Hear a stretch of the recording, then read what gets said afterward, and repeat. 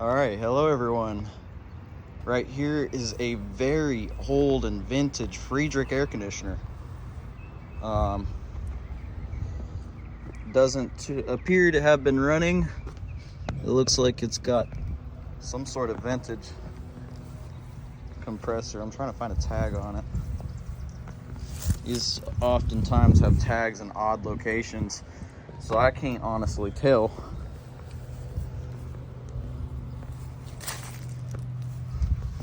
Can I pull any data off the compressor? Oh, here it is.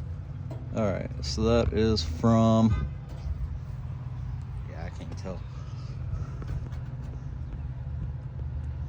Does that say 60?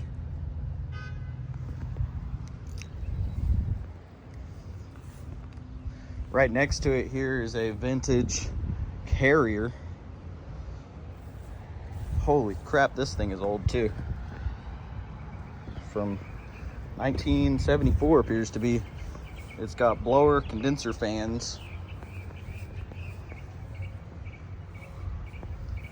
Holy crap. Yeah, I'm gonna try to find a number on this old Friedrich here. And looks like it might have a Tecumseh compressor.